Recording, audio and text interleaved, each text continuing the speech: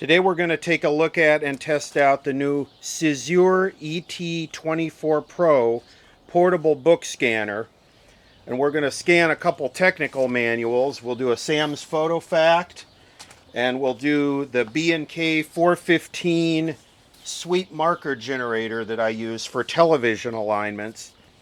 What this allows you to do is scan a book or manual to searchable PDF file without removing the pages or damaging the book or schematic or manual in any way.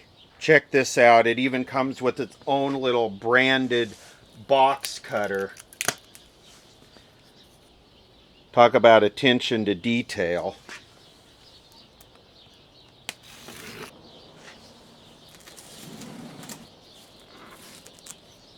CZUR scanner. Comes with a black document mat. You put the document or book on this you want to scan. It has a finger trigger and a foot pedal. You hit one of these to trigger the scan. This is all about speed scanning. Power adapter, USB cable. The finger cots are so you can pull the pages down and it will automatically delete that out of the image. I'll have to open this up, and then this is the scanner here. Side lights, quick start guide. We'll have to see if this is a manual or if this has the actual software on it. That would be cool if it had the software. Then here's software download instructions. This is kind of cool.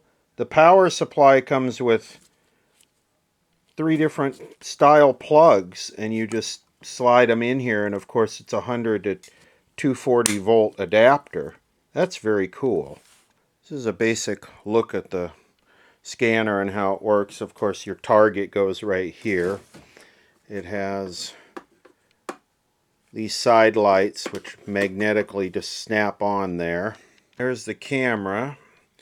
There's LEDs here in the top, and then this right here is where the magic comes from. These are lasers that it uses to flatten the page. Software looks very straightforward, pretty easy to use. So we can export to, we'll do a searchable PDF. That way we can use Control F to search for words and stuff and not have to dig through the whole book. We'll start with this Sam's Photofact from 1949. And I use a lot of these, and I prefer to actually scan them. I've been photographing them, but I prefer to scan them, the whole thing, and have it on my phone, because that's much easier when you're working on a set, is to just be able to have it on the phone and zoom in and out. And I do a lot of that on this channel. These are a bit tricky to scan because the actual schematic is several pages, and I don't think it's gonna catch the whole thing, so we'll just have to do it in sections, and that's fine. We can do like the first 2 pages and then the second 2 pages. That should make it a lot easier than doing like the first page and the second 2. We'll do 2 and 2 and overlap. And then the rest of it is just all of the Photofacts, the chart on, different charts and parts lists and resistance measurements and alignment instructions. And we can probably do this 1 page at a time. I would have to really play with this and see what the best way to actually scan it is. We have a live view here in the top of the scanner. And then here we have options, which with the Sam's we can do it in black and white. I don't think we need to do color. That'll get rid of the yellowing of the paper. And then we have some other options here. I'll have to play with this. Yeah, the Sam's is going to be just flat pages. Let's first start with this Photofacts So I'm going to hit the scan button. So we got a picture of it there. Let's take a look at it and see what it looks like.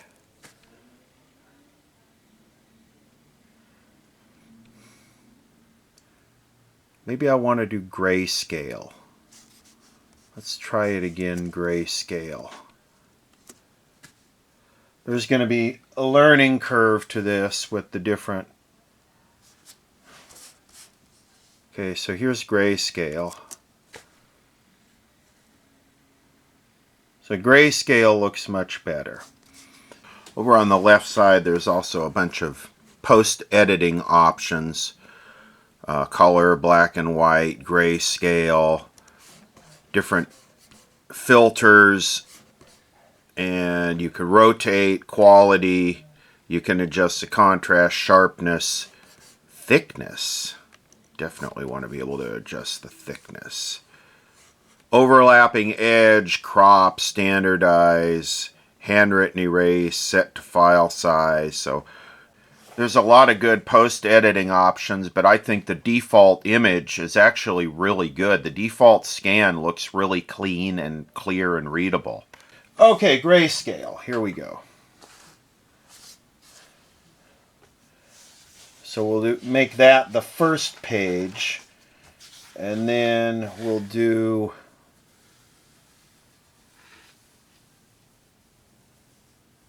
We'll get as much of it as we can here.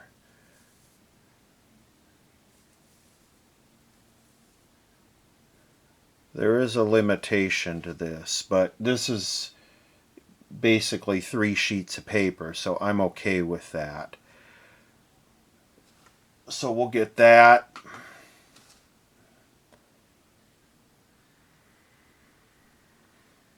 Seems like maybe I need to work on the lighting a little bit. It seems a little hotter here than it does over.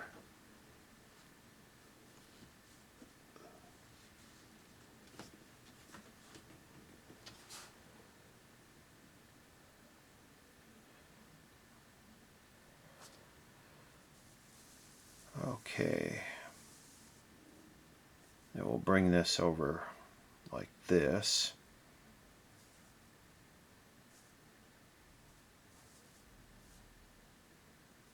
I think this is better than the way that most of these SAMs are scanned.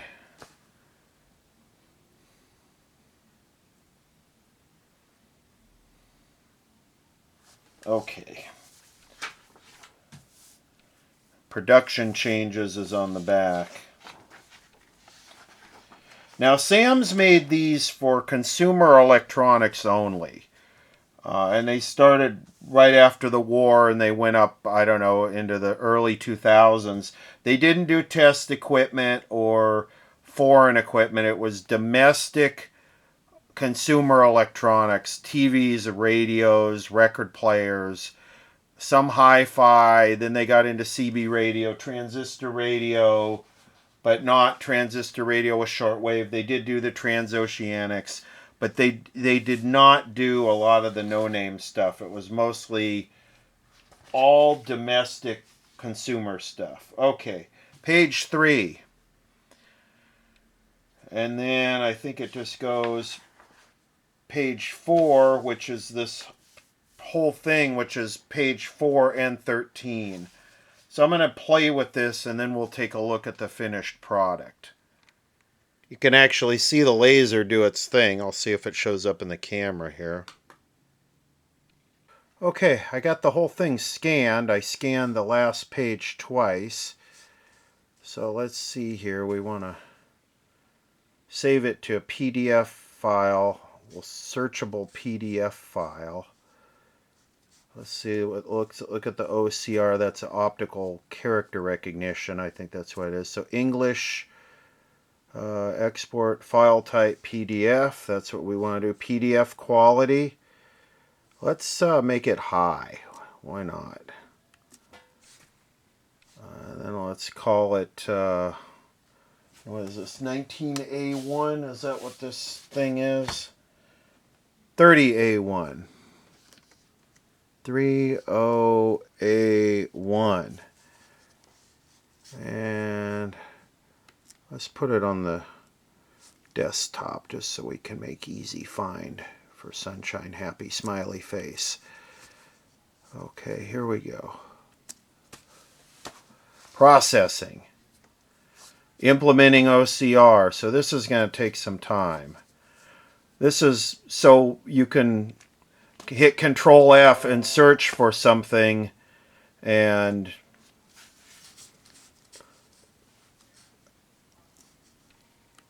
very, very usable. Let's see, 1, 2. Here we go. This should be the multiple page. Yes, here we go. So the first thing I want to do is zoom in on this and see how big we can make it.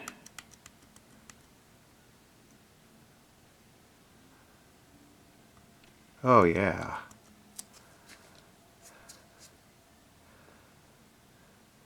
Yeah, that's nice.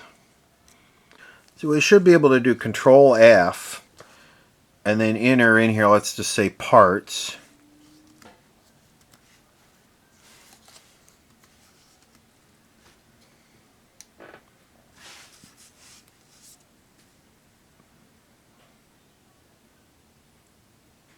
And it's taken us to parts right there. It's found parts.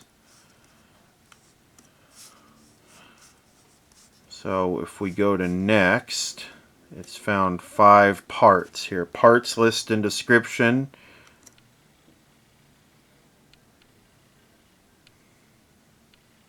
Parts list. So this is the OCR. This is awesome. I'm looking at it here on the phone, and the quality looks really good.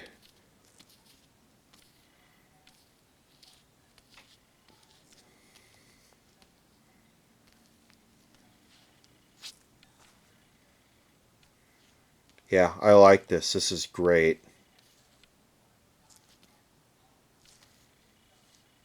This is great. It's very legible, very clear.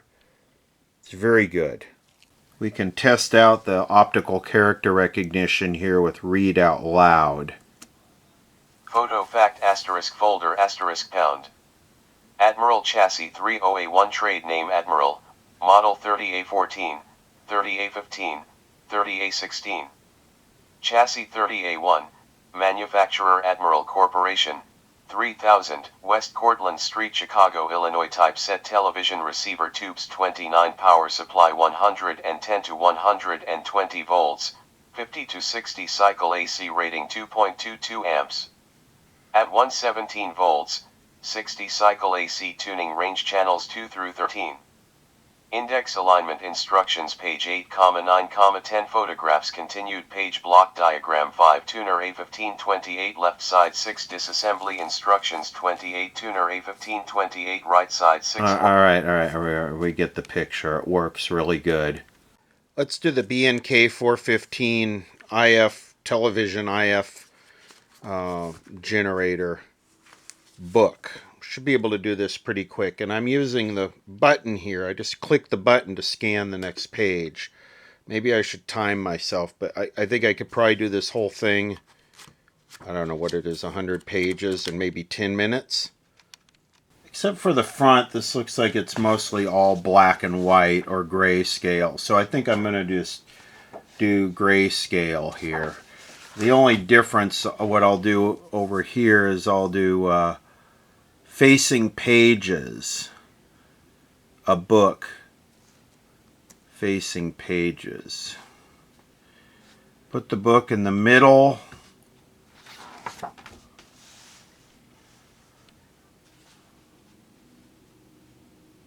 Okay, so that's where it wants to correct. That's very cool.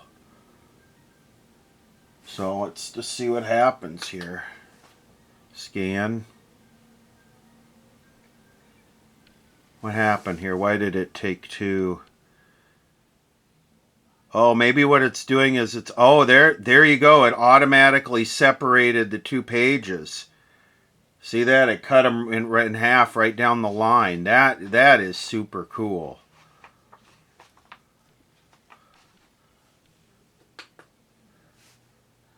Wow. That's incredible. Now watch, it'll cut the 2 pages in half. This is not the fastest computer.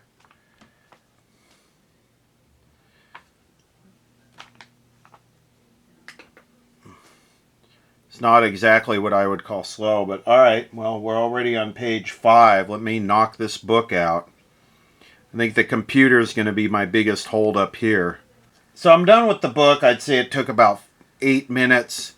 And I had some articles that were with the manual when I got it, and they're on this kind of shiny magazine paper. And I found that you turn off the overhead light and use the side lights, and it gets rid of that shine on the paper. It's a little note. Okay, so 140 pages. I think we can delete this one though. So we'll just do select all, and then we'll just get rid of that one. And then we'll do a searchable PDF. Now this is probably going to take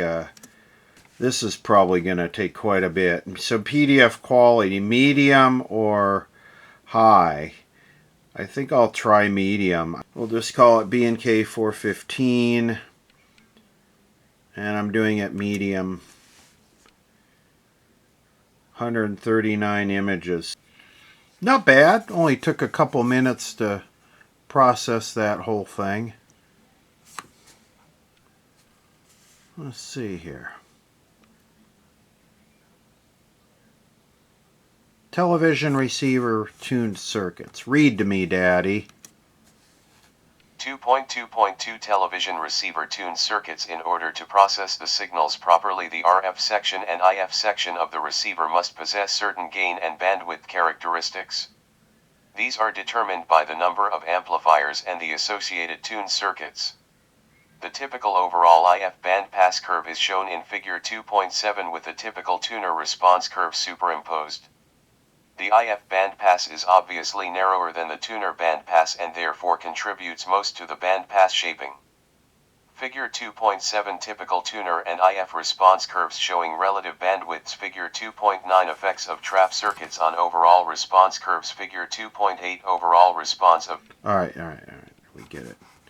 So this thing, I'm impressed. This thing really, really works good. And the searchable PDF files, I mean that, you know, you're using the thing and you want to look something up, you just do Control F and search for what you're looking for. You know, let's see what else it could read to me here. Introduction. There we go. Read to me. Introduction. The objectives of the Model 415 sweep/marker generator and this manual are as follows. A. To simplify the sweep alignment of all television receivers, particularly color sets.